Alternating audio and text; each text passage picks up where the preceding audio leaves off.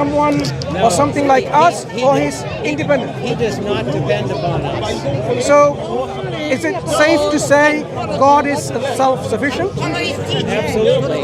Okay.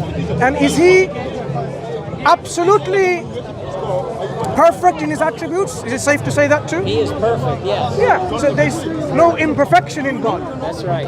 There's no deficiency in God. That's right. Fine. So if we share these attributes about God on this understanding, let's talk about the God that you think it's reasonable and coherent. Describe me your concept of God and see whether we can then have some clarity on this issue. So I cannot fully know No one can. God. It's not about You know, fully knowing the God. Bible From tells what us you know, that. from what you understand and what you believe about Him, what is your concept of God? He is powerful. He knows all. He is kind. He is When you say patient. He, is He a male? Is He a man? He describes himself that way. But it doesn't mean He's a male, is it? Because, for example, when you say He, it's referring to one individual or more than one individual. When we say He or a she, I believe that God is a Trinity, Father, Son, and Holy Spirit. Explain. Jesus. So the Bible, both the Old Testament and the New Testament, describe the three persons of one God. persons.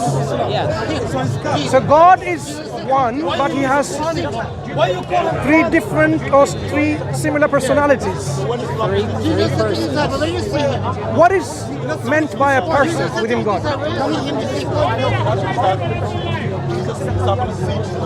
They communicate with one another. They have shared fellowship since all eternity. When you say they and there's one, so are you saying God is a composite being consisting of more than one? Saying there's one God, there are three persons in one So God. what's the relationship between a person to this one God? Any one person. What is the relationship between any one of those persons to that one God? Let's take the example of one of the persons. What are those persons within this one God?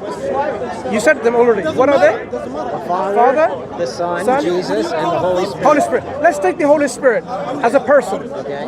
What is the relationship as a person this Holy Spirit has within this one God? They have had Just the Holy Spirit. perfect fellowship from the beginning. Okay, the Bible talks about how the Holy Spirit is sent forth. Okay, and the Holy Spirit, I believe, is the agent of salvation to awaken people who are dead in sin, to make them alive, That's the function. that they can be born again. But that's the function. In terms of what the Holy Spirit is in relation to the God, one God, let's understand a bit more about the person.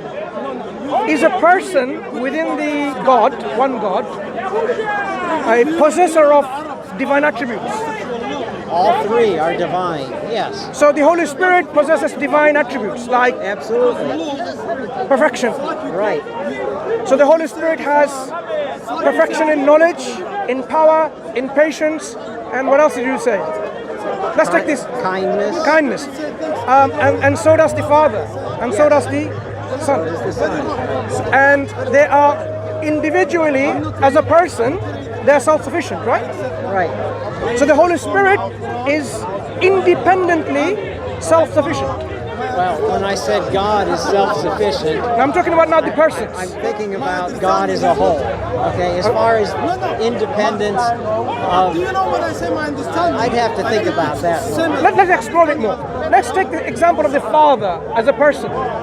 Is the Father self-sufficient and perfect in his personhood? I won't allow. He is certainly perfect. Okay, Is he but self-sufficient? in salvation, Not he salvation. cooperated with the Holy Spirit and the Son. That's what I meant. When I say self-sufficiency is an attribute where you don't need anyone or anything for your being. You are what you are with that inherent attribute of aseity. It's called aseity, being esse.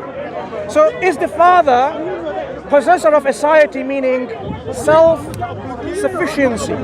Because the answers are two possibilities. Either the Father is self-sufficient or he is not. There is no in between. We can explore both of the options. Let's take the example of he is not. If he is not self-sufficient, then he cannot be God. Remember what we agreed on. God is a self-sufficient entity. Okay. So that cannot be the case then. So we have to now think about, okay, if that is not the case about the Father, then he must be, to be God, self-sufficient.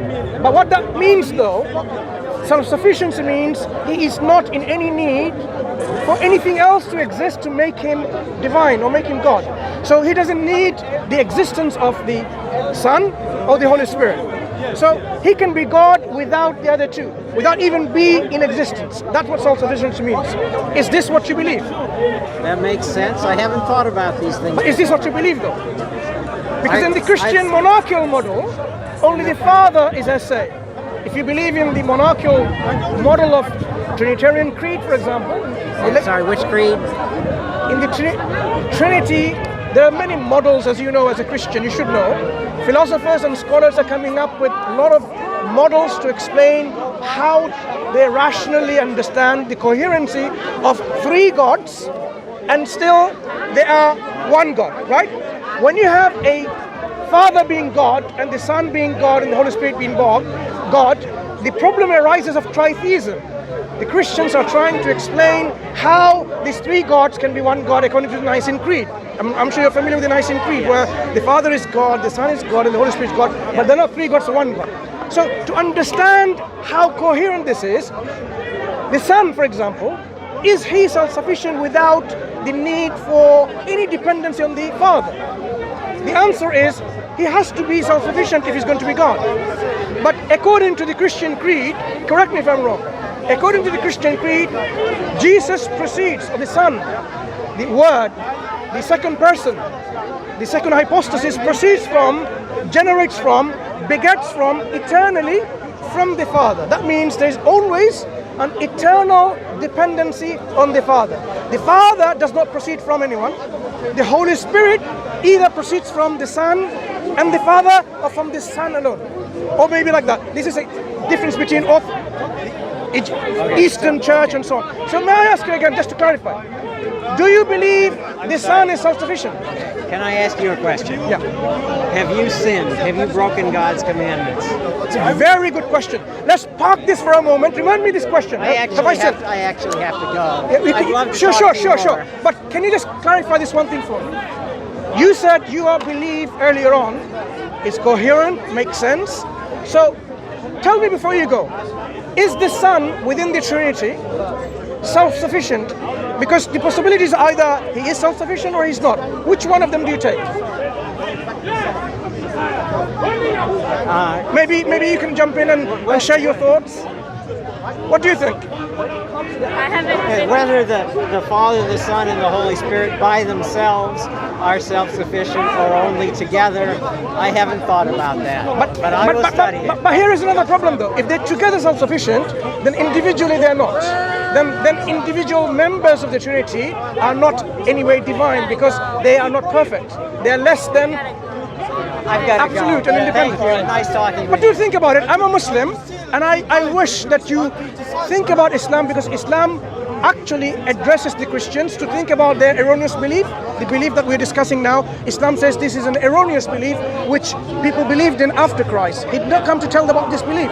He came to tell people to worship God, not him. And if anyone ascribes a partner to God, hellfire would be their destination. So please open up the copy of the Quran, read the biography of the Prophet Muhammad ﷺ, who's the last prophet sent by God.